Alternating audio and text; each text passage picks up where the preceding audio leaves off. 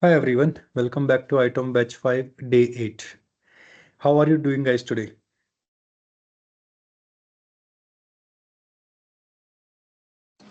Good, Ajay. How about you? Good, I'm also doing good. Thank you. I hope everyone is doing good. Okay, so let's get started. So as I already, asking every time before starting the session, any questions, any thoughts, anything which you want to discuss for the earlier sessions before starting the new thing? Anything from anyone?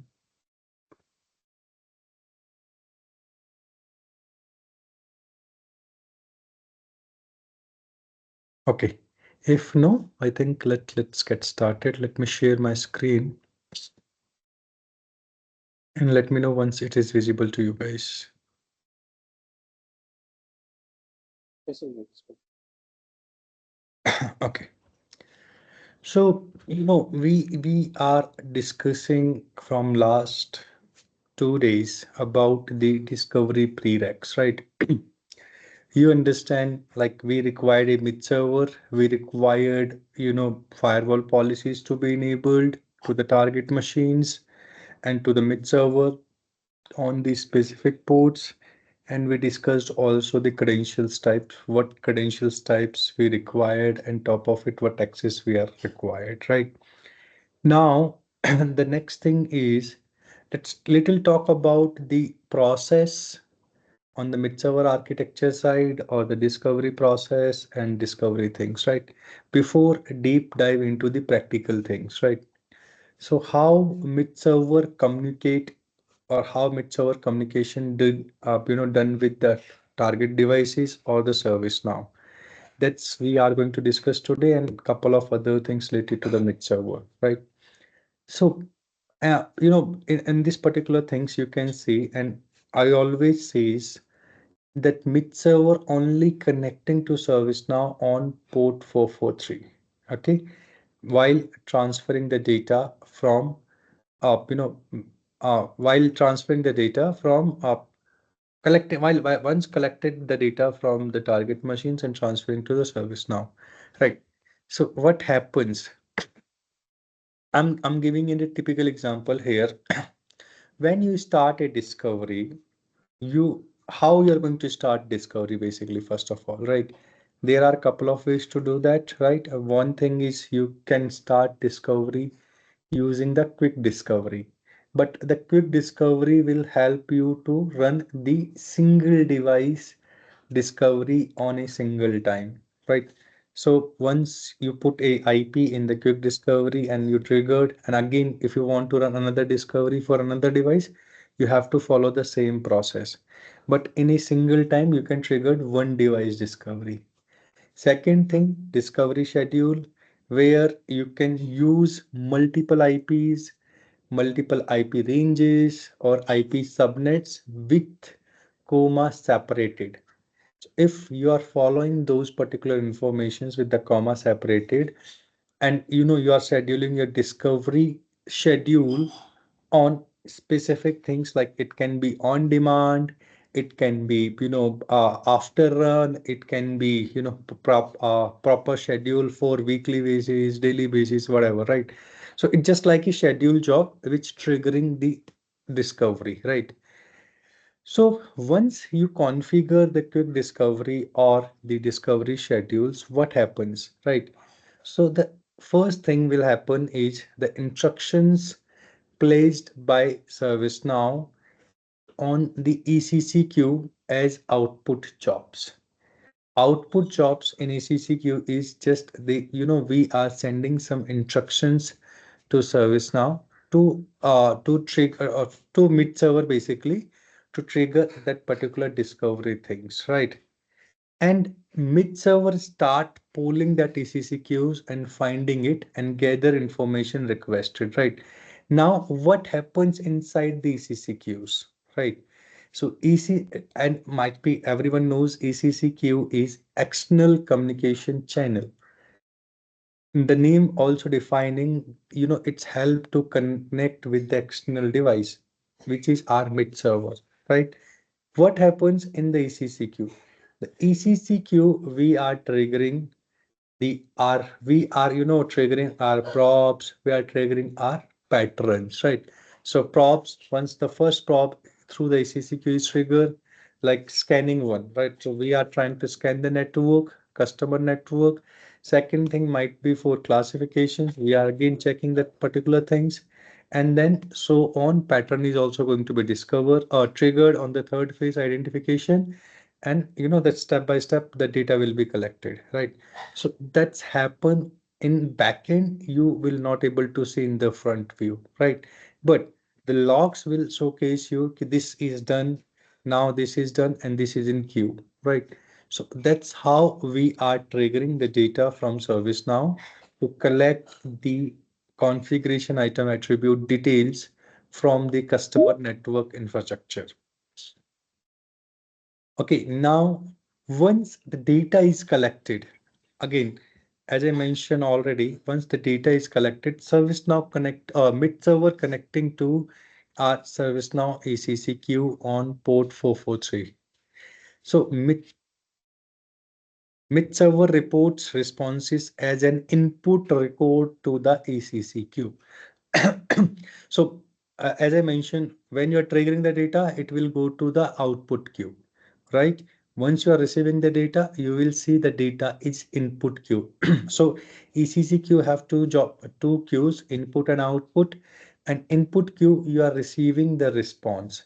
So whatever response you are receiving in the input queue, that will come through the sensors. Basically, sensors is parsing the data, whatever the data is collected, and sending to ServiceNow, right?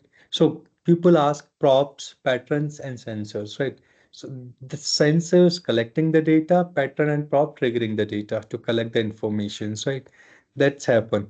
And then the payload is processed, CI runs through IRE, and the CMDB is populated. Now, CI runs through IRE means, once we are inserting the data to ServiceNow, one IRE engine comes in the picture, which we called identification and reconciliation engine, which help us, or which we can configure, but which help us to find out, is that CI already available in ServiceNow? If yes, let's update the existing CI. Is the CI not update or not already available? Let's create a new CI. So that's basically function creating a new CI or updating a existing CI will happens through the identification. Second thing is reconciliation, right? So reconciliations is something if you have multiple sources to discover the same data, might be, one is discovery. Second is might be you are using some out of the box connectors like SACM, Intune or whatever, or might be third, you are using the REST API to collect the data, right? So if the data for the same type of class, same type of server coming from three different devices, but you decided we have to update, we have to collect the discovery is my primary source, but Intune and the third party, or sorry, REST API integration is my secondary source. But still, from these two integrations, I need to update the ABC attribute. I'm not specifying any attribute name here, but ABC attribute. So you are going to configure the reconciliation rules.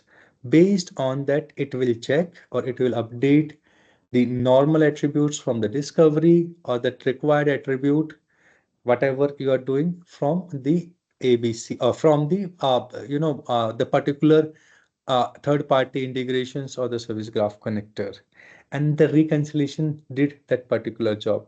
So that's why we called identification and reconciliation engine. Identification is identifying, updating. Reconciliation is reconcile the data from the different sources, right? And updating in ServiceNow. So that's basically, normal happening in each environment when you start triggering the discovery, and how mid servers triggering the props and patterns from the backend, and how we are collecting the data. Every information is available in ECCQ here. Like, another example of it, like you are using the transaction logs, right? In the transaction logs, you can see everything what happens in the ServiceNow transactions, right?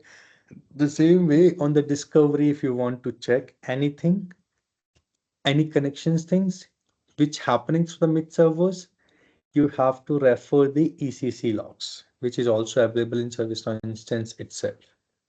Okay. Any questions in that particular one?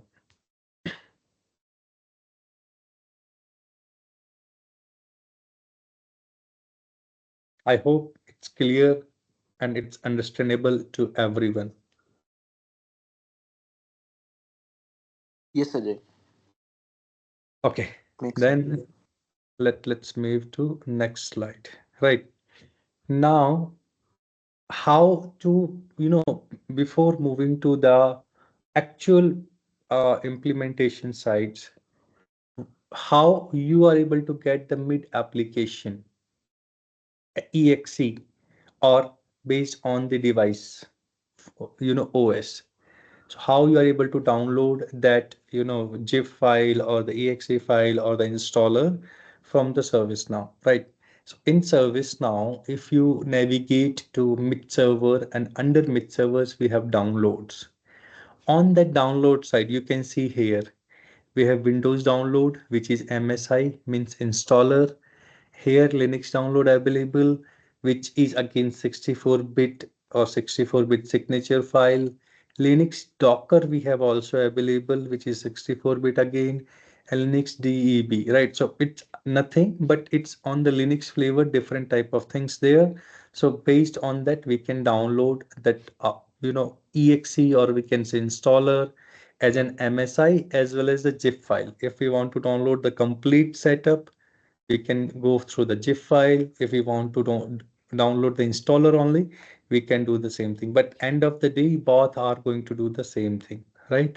So we are downloading that particular info, or installers from downloads and keeping that particular file on ServiceNow, not ServiceNow, on that actual Windows server on which we are installing the mid application.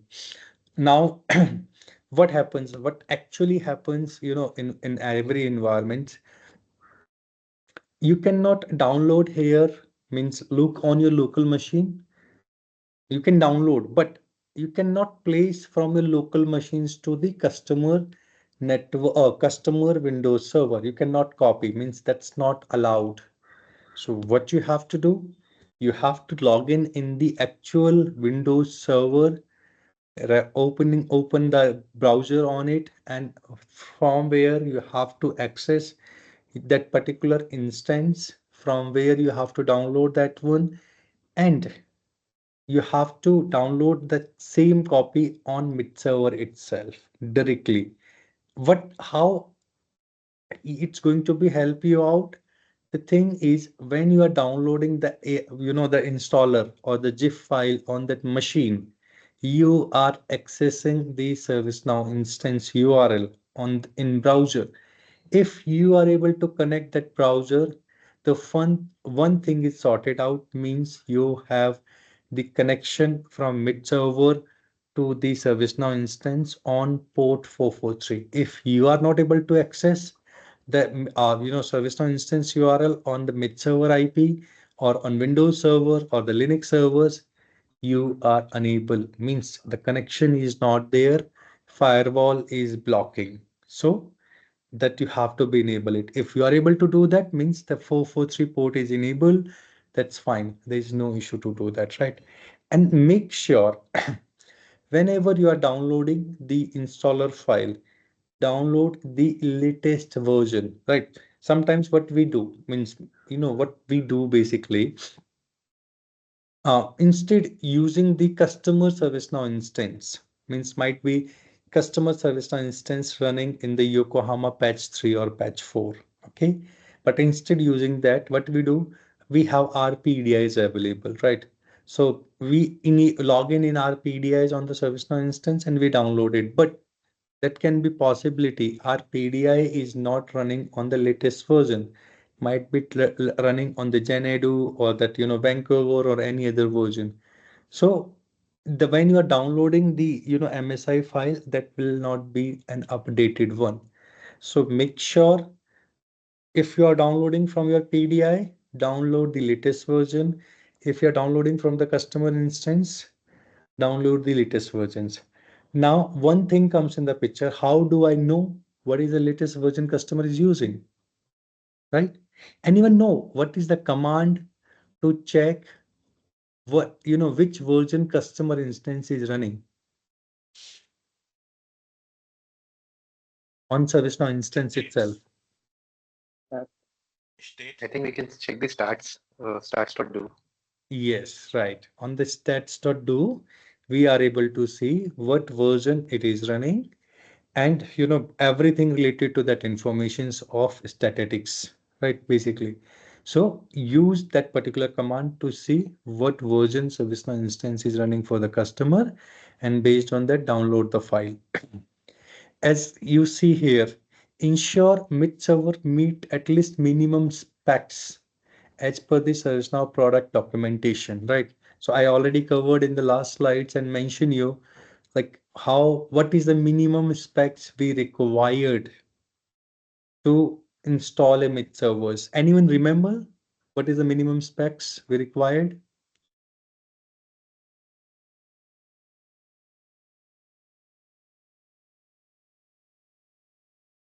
No one remember? If you guys not remember that, it will be an issue. Anyone? Like you are asking about the Windows version, like if it is Windows version, it should be Windows 12 or greater. Yes, okay. That is one prereq. And also I think it should be more greater than 40 GB or something like that. The CPU memory. No, 40 GB CPU memory cannot be possible. It's something different. 40 GB is something different. It's correct, but what is it is 40 GB. So I think it's the again, hard drive space. yeah. Go one by one, please. Yeah. So hard drive partition is 40 GB, and we should have one 8 GB memory, Mhm. 4-core CPU, and 64-bit system. Hmm. Yeah. Right. That's right. So basically, on the minimum specs, we required, if we are installing on Windows, we required Windows OS 2012 minimum for with 64-bit, right? We required 40 GB hard disk minimum. That's minimum, right?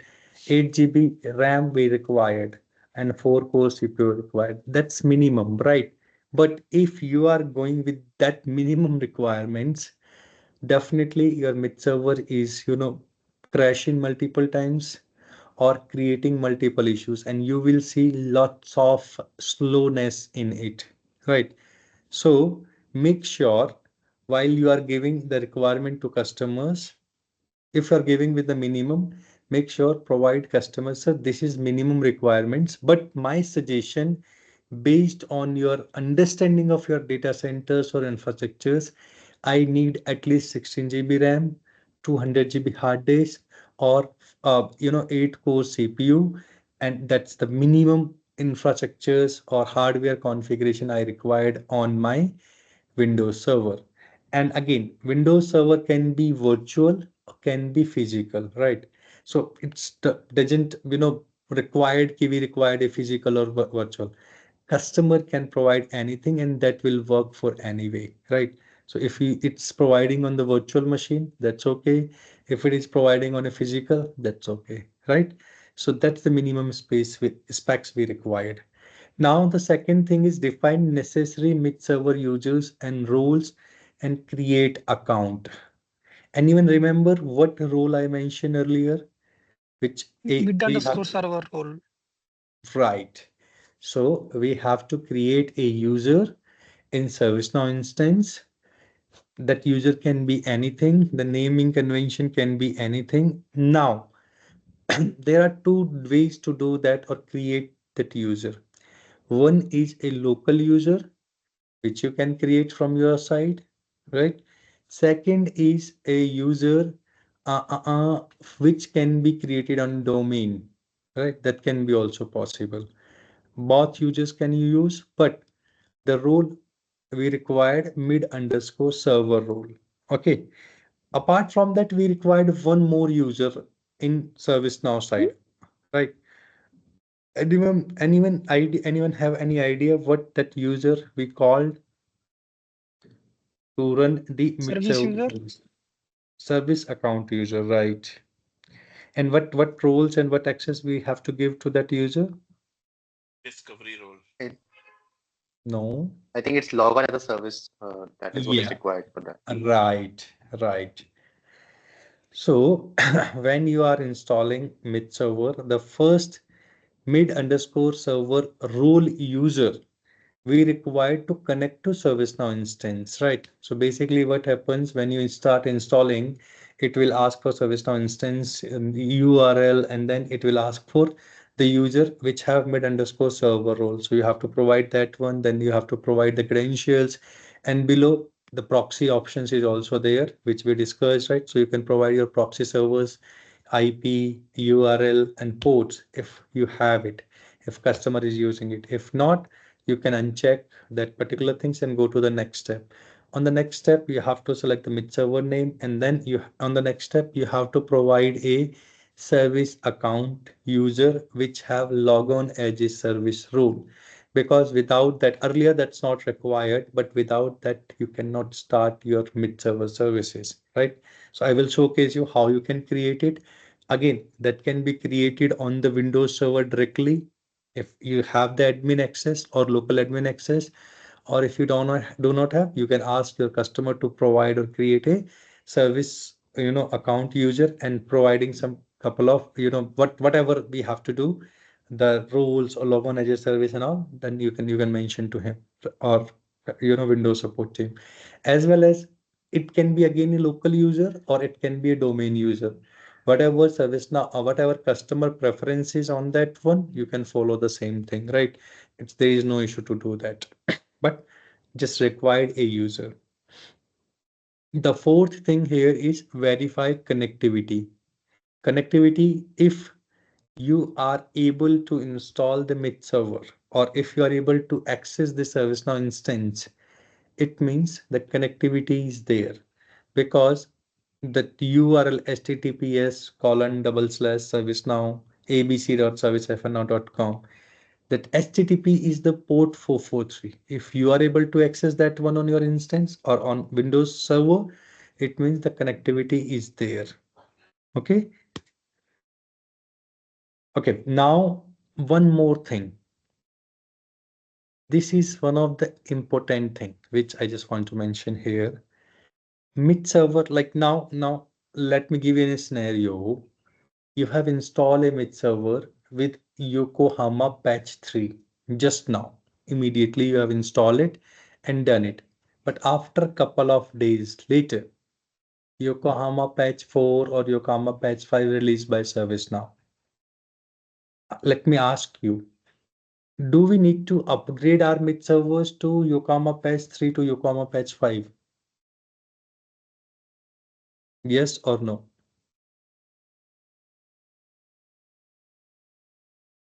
I think Ajay, it goes in sync with the instance upgrade itself. So the moment you upgrade the instance, it also gets upgraded. That's something different, right? So if you are upgrading your instance, Amit, your instance might be running on Genedo. Now you're upgrading to Yokohama. Your instance will be upgrading. Mid server definitely going to be upgraded. But if the patch version is changed, do we upgrade our mid servers as well? No, I don't think so. It's something taken care of automatically, as far as I know. Okay. So basically, yeah, we have to update our mid server.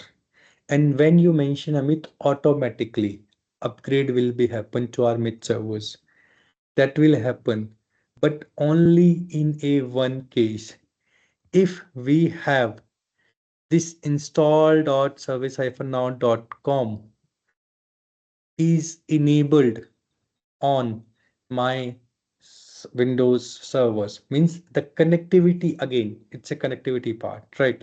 So if your mid server or the Windows server have the access to install.service-now.com, your automatically mid-server upgrade will be happen if your patch is upgrading on ServiceNow instance side.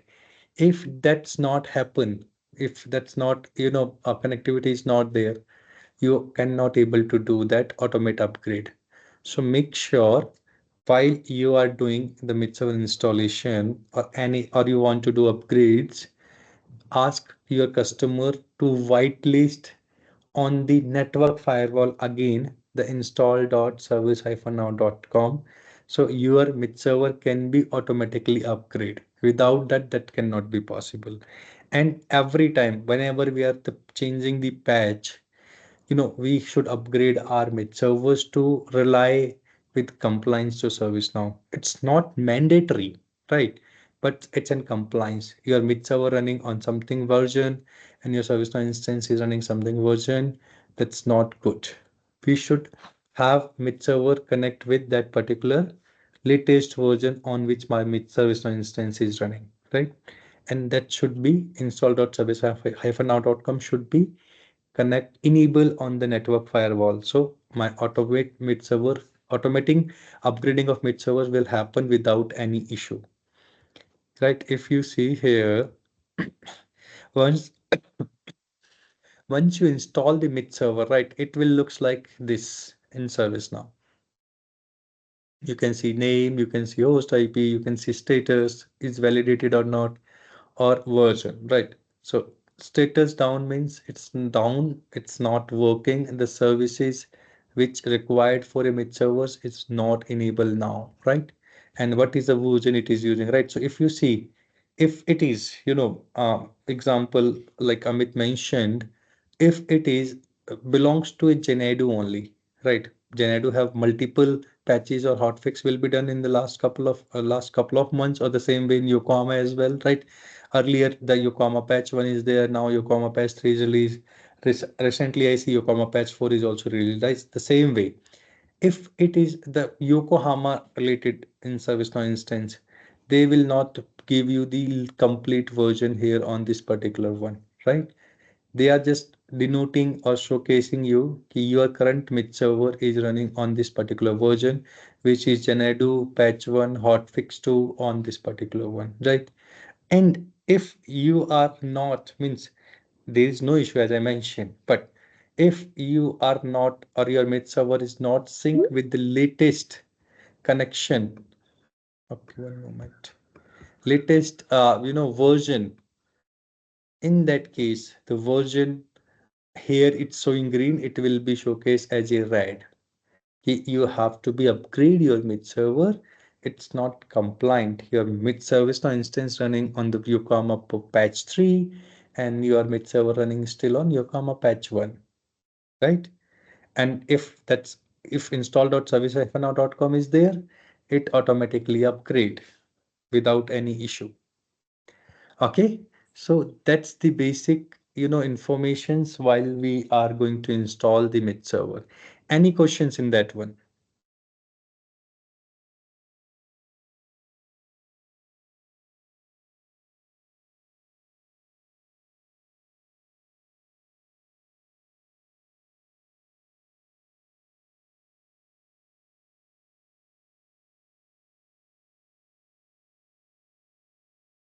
Okay, if no, let's move to the next slide.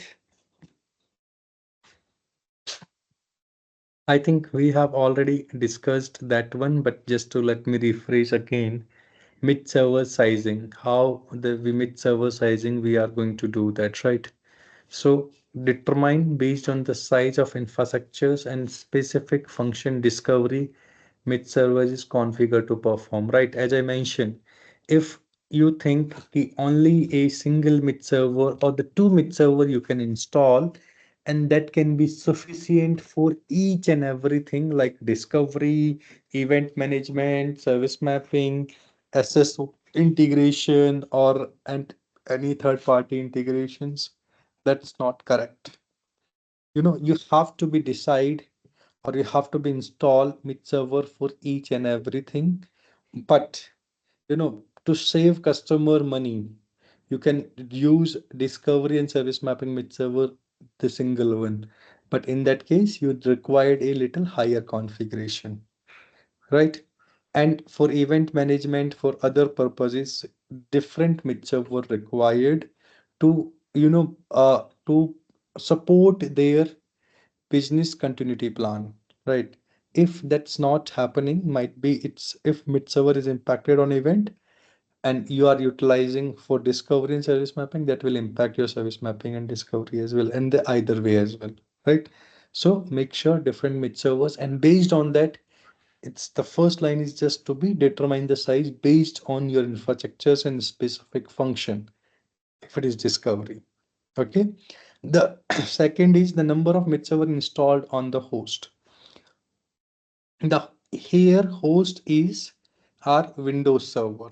Okay. We also called on server side, we also called host nodes. Don't be confused, right? Virtual physical is something different, but we also like our laptop, we also called computer, simple words, right? The same way, uh, we also called edge server to a host or node, right? So on a host, on a Windows server, how many numbers of mid servers is installed? If we have example, if we have 7 or 8 ServiceNow instances, example, and we have installed 8 mid servers for each instance on a single host, that will also an issue, right? So make sure that will we are configuring 2 or 3 hosts or 2 or 3 mid servers on a single host only. Means that one for dev, one for test, or might be one for prod. But which I understand always, as I mentioned already, prod mid server IPs will be different to your dev and test mid-server IPs, because prod mid-server zone or environment completely different, and the dev and test mid-server's environment is completely different, right? So might be for dev and test you're using ABC server, Windows server, but for prod you are using XYZ mid-server IP, right? So automatically that you are able to balance the load. But if not happening, make sure you're not installing the much mid servers on a single host or a node. Okay. The third thing is the numbers of the thread. Anyone remember I mentioned number of the threads. What is minimum threads we required to be configured? I think 150, maybe 150 or 125. In between that, I don't forget the exact one. It's 125 or 150. Now you confused me. Okay, it's Sorry. 25. It's 25. Okay, if I'm not wrong. So it's 25 threads per mid server we have to be configured. And that's out of the box configurations.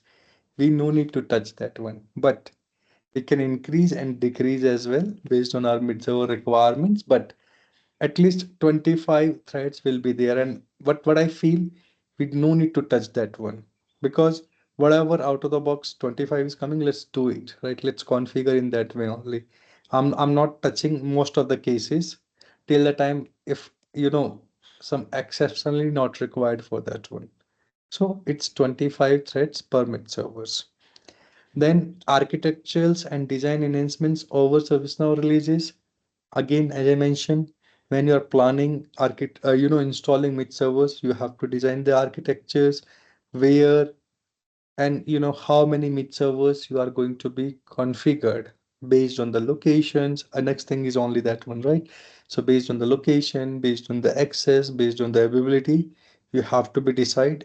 And enhancements over the service now releases, again I mentioned in the last slide only, to upgrade your mid servers on time to time basis, where install.service-now.com should be enabled, should be accessed from the mid servers, right? So we have to make sure on that side. Consider locations, access locations and all that we have done. That production environment, you should configure at least 2 mid servers with that support zero touch configuration, right? That's we have to be discovered. We have already discussed means. The next thing is a mid server is expected to discover. This is something I can say what we called I'm just missing that statement or the name, but this is something a mid server is expected to discover a single system in 19 seconds, a network in 13 minutes, where 254 IPs are there. If class network is 16,000 IPs are there, it will take 6 hours. So now it just give you a terminology to calculate if how many IPs or how many subnets you are triggering for a discovery and how much time it will take. And that's approx time, right? So 13 and 6 hours, that can be done in 10 minutes as well, and that can be take 14 minutes as well. That's approx, but it will help you to calculate how you have to be configure your discovery schedules, how you have to do that one. And also, that's one link is there, mid server calculator, which you can utilize to calculate the mid servers, and how many mid servers is required if you have the multiple IPs and all, right? So everything is possible. Okay. And again, that it's mentioned the figure for a single mid server are estimates and will vary regarding to the total number of devices in each subnet. They also vary based on the number of commands that run, right? Again, everything is not straightforward here when you are doing this one. So how many commands or how many access you have to trigger or to complete your discovery, right? That's also one of the thing. Then, you know, in each subnet, how many IPs are there? That's also one of the thing, right? And end of the day, you can use the mid-server calculator, but instead of doing calculation, that's my suggestion. Understand the customer infrastructures, understand the locations, access, count, whatever, right? And based on the decides where you can configure your mid server. The second thing, make sure while you're running discovery, you are accessing how many subnets you are configuring in one discovery schedule, which my mid server is going to utilize. And if the same mid server is going to utilize for the same type of or another type of discovery schedule, but same time, that will be an issue. So make sure if you are configuring two discovery schedule for different IP ranges, the time difference will be there, or that will be run one and after, right? So if your mid server is already utilized for one discovery schedule, try to don't configure the same mid server for another discovery schedule for the same time. Have some little difference on it, as well as make sure that first is completed, then second will be due, right? Second thing, not every time when you are triggering the discovery, not every time it will take that much time. It's takes sometimes, but most of the cases which I observed is in the first attempt, right, it will take more time, but in the second attempt it will try to fetch the delta only, right? So just simple example, if I connect with Amit on the first time, I will try to grab as much edge informations from Amit in the first time, right? And I'm spending a lot of time with Amit to get that information, right? But when I meet to Amit on the second time, I will see what changes is done on the Amit side, and I will try to get that informations, or simply ask Amit, basically, which happens in the natural day lives, right? I will ask Amit, what happens in the last week? Is everything is good? Amit mentioned, yeah, everything is good. Only that is I have done. I will collect that information from him, right? The same thing happen in the in the discovery side as well. Okay, so this is the way to calculate the mid server size. Now, if I move to the next slide, any questions in it, first of all?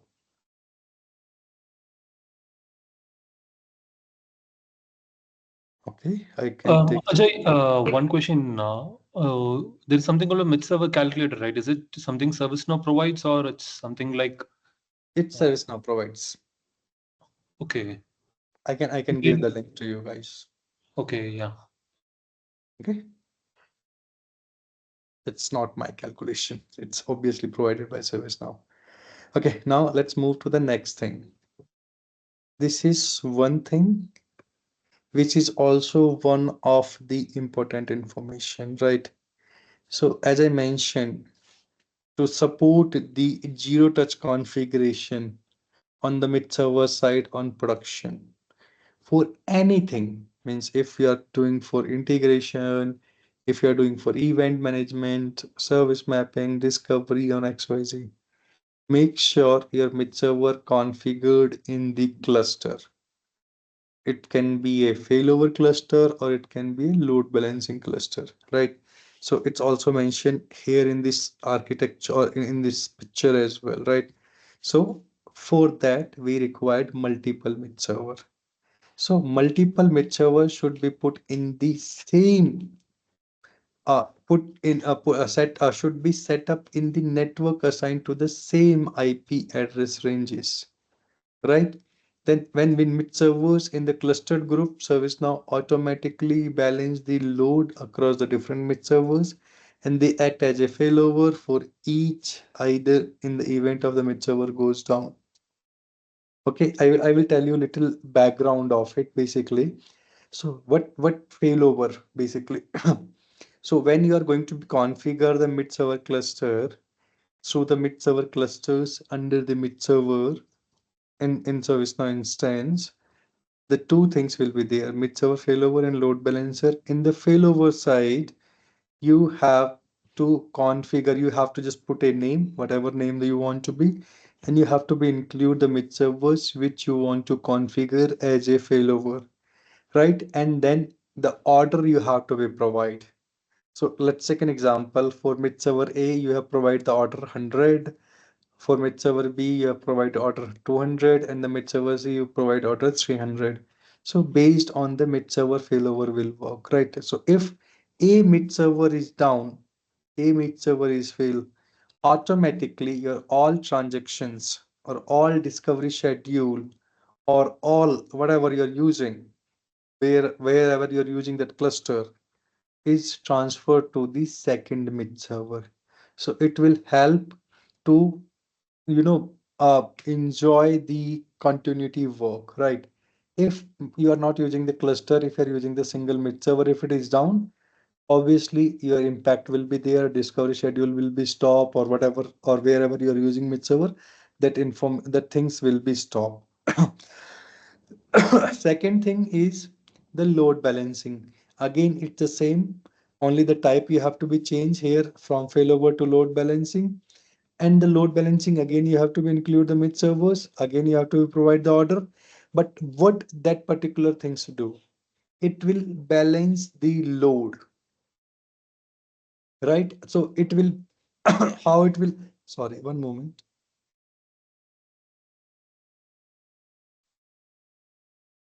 Oh, how it will balance the load basically, right? It will balance the load in the round robin fashion. So round robin means one transactions will be triggered to mid server A, second transactions will be go to the mid server B, the third transactions goes to the mid server A, the next transaction, fourth transaction will go to the mid server D. So it will help to manage the mid server load on the ServiceNow instance. It will not increase that one.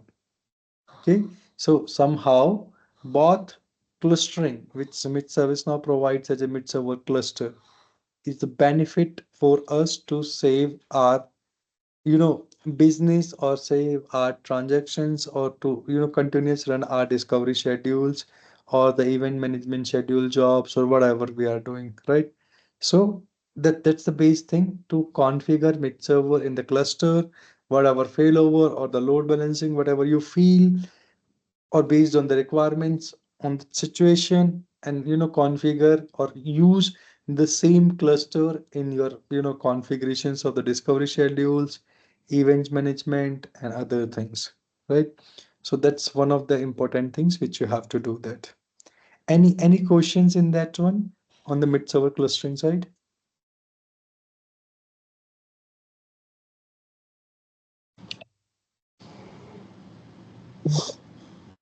Mm-hmm. Okay, if no, I think let's move to the next things. I think we have already discussed that one, but you know, just to if you want to guys read, just read it. We have already discussed like how we are going to do that, why local service account admin is required, what we have to do, and how we have to going to do that one, right? The thing is only it's just providing that one, the net state by default and is an admin only command.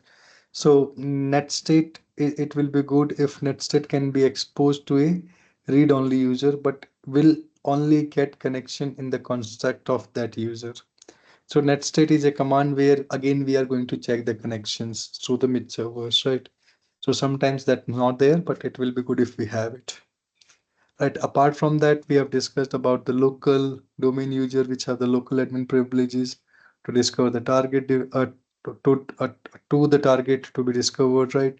Account does not need to interactive. Interactive. Do you guys understand what does that mean? Interactive here? Anyone have any idea what is interactive? I think Ajay, like we can log into the server using the account and not via GUI. That is something which is interactive, I think. Right. So that's they are mentioning that account should not be interactive means that only so it should not have the login privileges. It should only utilize for the discovery purpose, right? So if anyone have that particular credentials or username, and if want to try to access the Windows machine directly from anywhere or from the mid servers, they are not able to do that. Means they are not able to take the RDP and all it, right? So that's why that's mentioned. It should not be interactive. Only it will be using for the discovery purpose. Okay. And again, the why local admin is required. Again, that's already we have discussed, right? So what is next? Yeah. Okay, and I think any questions in that particular slide, if you guys read it that one properly.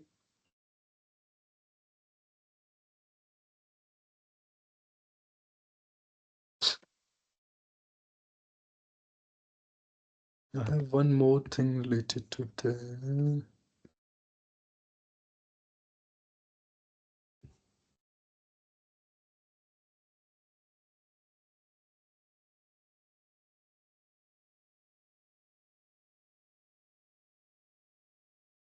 I think we are discussing on the mid server side. Now let me.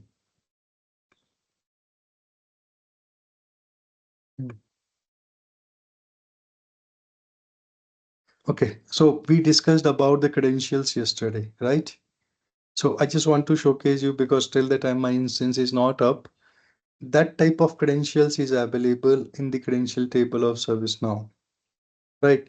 So already we discussed about Windows, SSH, SNMP, VMware, same cloud environments or applicative we have not discussed, right?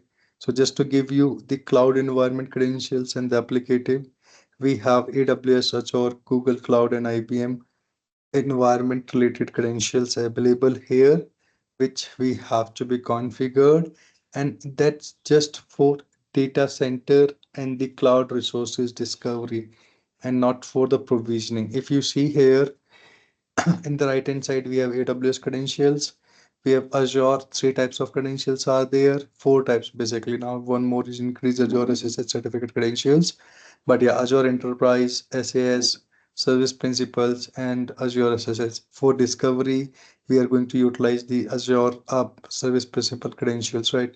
Then we have IBM credentials as well. We have Google Cloud credentials, Google Cloud credentials, or Google Cloud API credentials, right?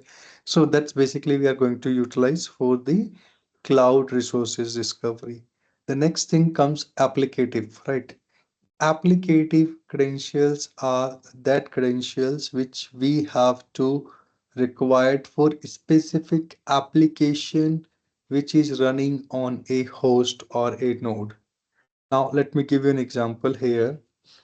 You have a Windows server which you want to discover. On that top of Windows Server, a SQL database or a Oracle database or a application is like Tomcat or Apache is running on it, right? But sometimes that's happen, sometimes not.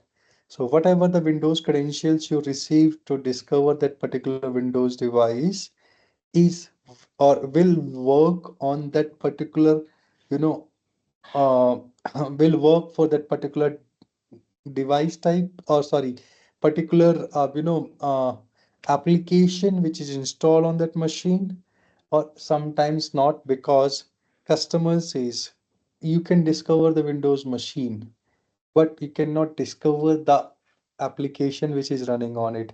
So in that case, the applicative credentials comes here, which we need to ask to customers, and might be that can be different from your Windows credentials. So the Windows credentials give you the access to the Windows only, and that applicative credentials will give you the access the application which is running on it, right? Because you want to discover it, that applications, and create a relationship. Now, one more thing. If multiple applications are running on it, might be SQL, might be Oracle, or Tomcat, or Apache, right? So four applications are running on that same machine. So you required four applicative credentials, and you have to be configured here in the applicative credentials table. Because when you are going to be configure the applicative credentials, you are going to be configure for a specific class like Oracle or SQL, and then you're putting your credentials to discover that one, right? So one applicative credentials for one CI type is required. Okay, so make sure you have that particular credentials if somehow you are not able to discover the application installed on that particular server, or that's applicable for Windows, that's applicable for Linux, or any type of server on top of it application is running, right? The next thing is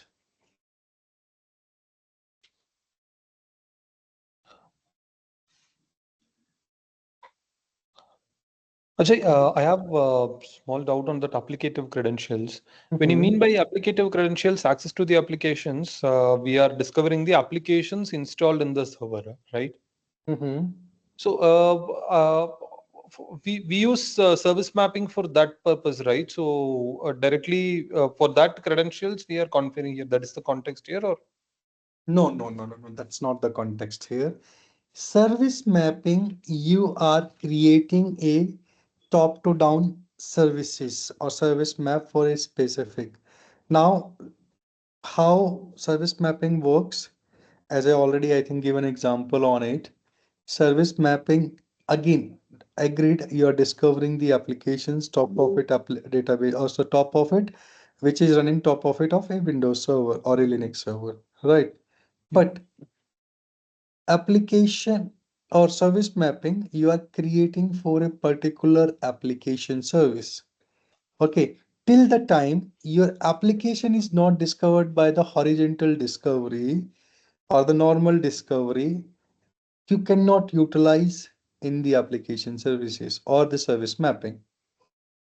Okay, so the first purpose to discover that device or to populate that device in the ServiceNow CMDB with the correct relationship. So now let me give you an example, simple example. Mhm. Let's connect to your family. Sorry, I'm utilizing that one, but yeah, just example, right? So if I just want to discover your father, sorry, don't take it me no, wrong. no, no problem. Okay, right. So, I just want to discover your father, right? If I'm able to discover, right? But I don't have the connections to you, your mother, or your sister, example. Okay, so what should I do? I need some more access to have a discovery of your connections and put it to ServiceNow CMDB, right? So that's basically horizontal discovery too. But apart from that, when we are talking about the application service or the service mapping, that's also going to do the same thing as a first step. But that's for specific hierarchy, right? Now, when I'm mentioning about hierarchy means how that particular top to down application looks like. Now the thing is, the first relationships I build it, right, through your father and your relationships. Now someone asked me, let's create a hierarchy of Vasant's or Amit's families, complete family, right? So from where it will start? It will start your father, then your mother comes, then your might be sister or the brother comes, and then might be your child's or your wife comes. So that's complete top to down hierarchy for an application, right? That's we have to do from the service mapping, that we have not done in through the horizontal discovery. We only discover it and create relationships, but here we are managing or creating a complete hierarchy from top to down. Okay, so if applicative credentials are not there, definitely you are not able to do the service mapping, right? That's not possible. But you are also not able to create the CI in the CMDB. You're not able to create the relationships in the CMDB through the discovery if applicative credentials are not there. Right. First step for the service mapping is doing the same thing, but for that discovery should be completed. Okay, why I got this doubt, Ajay? Because when we want to discover a Linux device, we are creating or configuring an SSH credential. But when you told that hierarchy, we do not know what if the application is installed in that Linux, or we are not sure unless until that Linux server is discovered, we are not doing that. So every time when we just find a Linux server, we are just keeping the SSH credential. That's it. So for Right. every time, for all the, even it for Windows or SSH or be it any OS or any server, we have to configure this applicative also, right? In case, because we do not know if the application is installed or not there. Not every time, not every time. Only the thing is, now let me ask you in a simple different way. You are accessing your laptop with your credentials, okay? Mhm. And will you able to access the all applications which is running on your laptop? Example Teams, example Microsoft Office or Google Chrome. That's the application, right? You are able to access it, right? But if a third person have the same credentials and want to access your laptop, or might be have configured for Google Chrome a password, right? So Mhm. without password, the Google Chrome cannot be accessible, right? So to access that Google Chrome, I need a password or username, whatever you have configured. That's the applicative credentials. So in some cases, that's possibility. Some cases, not the every time, but some cases that's possibility due to security reasons. Customer says we have given you the Windows credentials to discover the Windows device, but for application, if you want to discover it, these the applications running on that machine, and that's the applicative credentials for that. Otherwise, in as I mentioned, 95% cases, your applications or your everything will discovered in a single go through the Windows or Linux credentials. Only the 5% cases applicative credentials comes in the picture for specific type of devices where customer don't want to give access through the Windows credentials or the Linux credentials. Okay, but even if they don't give Windows credentials, we would need Windows credentials to first access the Windows server and then access the applications, right? Definitely, right. Without means it doesn't means ki you get a application credentials, but you don't have the Windows credentials. That will also not work. Yeah. So, Both credentials, basically. yes, Windows credentials is the basic thing we need, and it's something like at some cases or in some cases we use this applicative credentials, but it's just 5%, and in other cases with just the Windows credentials we can discover the applications as well. Yeah, right. Exactly. It's just like the security, like in our mobile. Okay, On got it. some applications we put it like WhatsApp, we have put it extra, fingerprint or password, right? Because I just don't want to expose my chats or anything to everyone if someone is asking my phone, right? That's the Yeah. same way, right? So in the security side, we have put it extra credentials, which we call applicative credentials on that particular things. That's it. And this has nothing to do with service mapping. That is totally different, and this is totally different. That's totally different, right? But as I Okay. mentioned, nothing to do. I cannot say complete nothing to do, but this is a prereq for service mapping as well. I can Okay. say that, right? Why? Because if your applications is not discovered properly, just simple example, on the service mapping side, we are going to do top to down hierarchy, right? If your Mhm. applications is not discovered, we cannot do that, right? So it's a prereq. If your application is discovered and so service now discovery creates the relationships with this particular device and all, that's little easy while we are doing service mapping. But in service mapping also we run a discovery, right? So what maybe my Okay, doubt. now let's take an example. Service mapping, we are running a discovery again. Yeah. If you do not have the applicative credentials, will you able to complete that one? No. You required applicative credentials, right? So if that applicative credentials is required, if you are able to put in the first place in the discovery itself, and when you are running to discovery on the service mapping side, it will be go smooth. Right? Only you have to make the connections with the devices which you want to use in that particular hierarchy. Okay. Right? So service mapping, discovery is a prereq. If discovery is not done, then service mapping is, might be you will face lots of issues in the service mapping side. Okay. Also, on top of it, on the service mapping side, you required other couple of access or other couple of command access to run your service mapping in different way. Okay. Okay, so Okay. Yeah. that's required basically. Yeah. Got it, Ajay. Okay. Thank you. Okay, I think we are over time now. Any other questions from anyone else?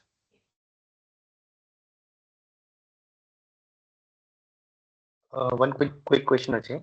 Can we discover mainframes as well? Because I saw IBM credentials over there. So is there a Mainframes, possibility to yes. discover?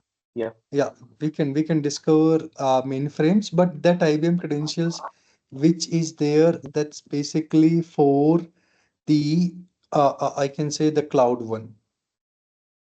Right, so IBM Cloud is there for that one, but we can also discover the Got it. mainframes. Okay. Thank you, Ajay.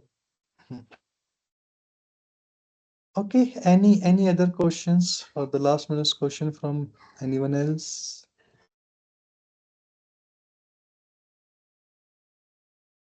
Okay, if we do not have any questions, I think we'll wrap up the now. And tomorrow we are going to discuss little about the discovery implementation flow, from where we have to be start, how we have to be start, and how the discovery process or the IR engines or the four phases of the discovery will work, right? So we'll going to discuss on those things. Till the time, thank you guys. Thank you so much and have a good day. We'll connect tomorrow at the same time. Thank you. Thank you. Yeah. Thank you, Ajay. Thank you. Bye bye.